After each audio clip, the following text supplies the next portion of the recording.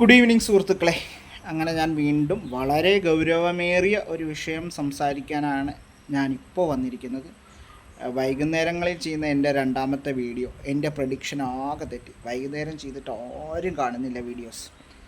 ആകെ 7 ആളാണ് ഒരു മണിക്കൂറിന് മുമ്പ് ഒരു ദിവസം മുമ്പ് ഞാനിട്ട വീഡിയോ കണ്ടിരിക്കുന്നത്.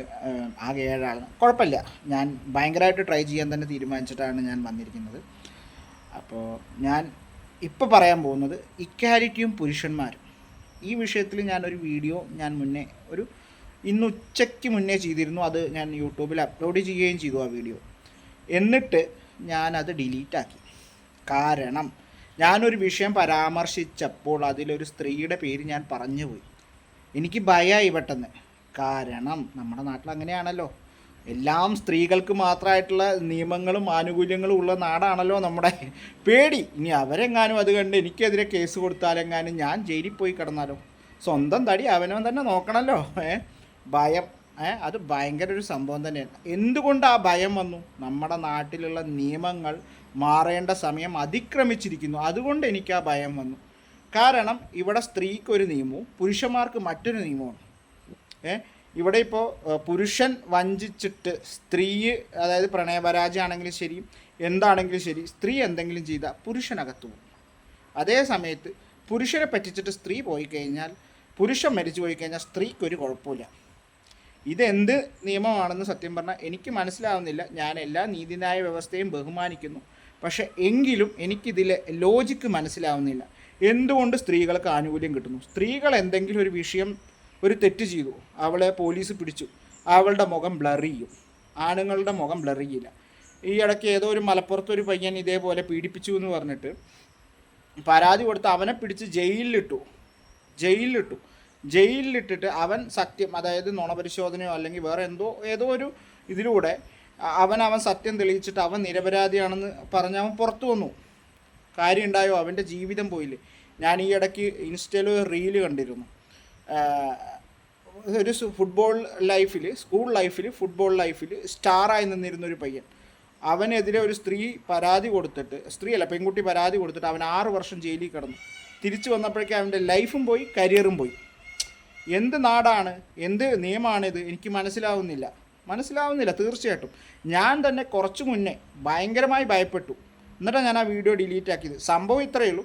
നമ്മുടെ കസബ സിനിമ, അതിനെതിരെ ഒരു നടി സംസാരിച്ചല്ലോ, നമ്മുടെ മമ്മൂട്ടി ഇങ്ങനെ പിടിച്ചു എന്ന്, എവിടെയോ ഒരു സ്ത്രീയുടെ കയറി ഇങ്ങനെ പിടിച്ചു എന്ന്, അല്ലേ? അങ്ങനൊരു സംഭവം ഉണ്ടായിട്ടുണ്ട്. അത് എല്ലാവർക്കും അറിയാമെന്ന് ഞാൻ വിശ്വസിക്കുന്നു. ഈ സ്ത്രീ, അതായത് ഈ നടി തന്നെ വേറെ പല സിനിമകളിലും ലിപ് ലോക്ക് രംഗങ്ങളിലൊക്കെ അഭിനയിച്ചിട്ടുണ്ട്. അപ്പോൾ ഈ പുരുഷൻ ചെയ്താൽ തെറ്റ്, ഒരു സ്ത്രീയുടെ മടിക്കുത്ത് കയറി, ഇപ്പോൾ ഈ സ്ത്രീ ലിപ് ലോക്ക് ചെയ്യുമ്പോൾ പ്രശ്നമില്ല.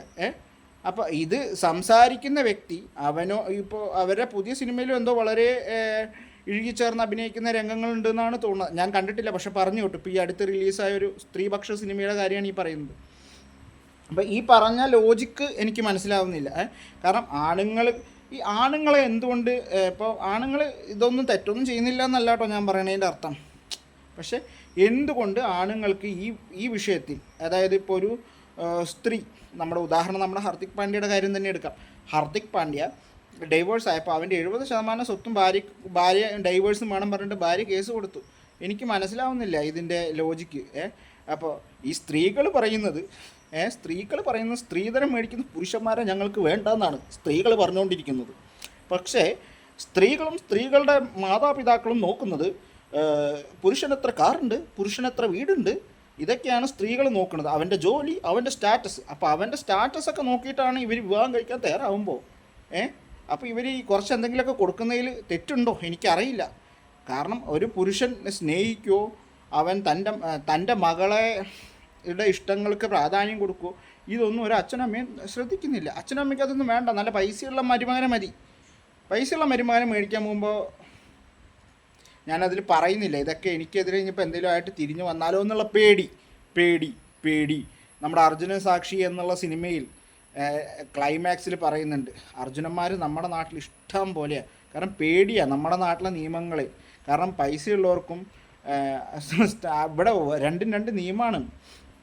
അപ്പോൾ എനിക്ക് ഈ വിഷയത്തിൽ ഇത്രയും ഇതല്ല പറഞ്ഞു കഴിഞ്ഞാൽ നമുക്ക് ഒരുപാട് പറയാനുണ്ട്. ഈക്വാലിറ്റിയും പുരുഷന്മാരും എന്നുള്ള സംഭവം, തുല്യത വേണം തുല്യത വേണം തുല്യത വേണം എന്ന് സ്ത്രീകൾ പറഞ്ഞുകൊണ്ടേയിരിക്കുക. ഇപ്പോൾ ഏറ്റവും അടുത്ത് തന്നെ ലേറ്റസ്റ്റ് ആയിട്ടൊരു പാട്ട് വന്നു. ആ പാട്ട് ഏതാണെന്നറിയോ? പാട്ട് കേട്ടാൽ ഭയങ്കര രസമാട്ടോ. കാരണം വയലാറിനെക്കാട്ടിലും ക്രിയേറ്റിവിറ്റിയിലാണ് ആ പാട്ട് ചെയ്ത് വെച്ചിരിക്കുന്നത്. ആ പാട്ടിൻ്റെ പേരാണ് എനിക്ക് വയസ്സ് 8, സൂചി കുത്താനിടമില്ലാത്ത ബസ്സിൻ്റെ ഇടയിൽ എൻ്റെ പുക്കിൾ തിരഞ്ഞു വന്നവന് പ്രായം 40. ഇതിൻ്റെ ഇടയിൽ ഈ 8 വയസ്സുകാരി എങ്ങനെ പ്രായം ശ്രദ്ധിച്ചു എന്ന് എനിക്ക് സത്യമായിട്ട് മനസ്സിലായിട്ടില്ല.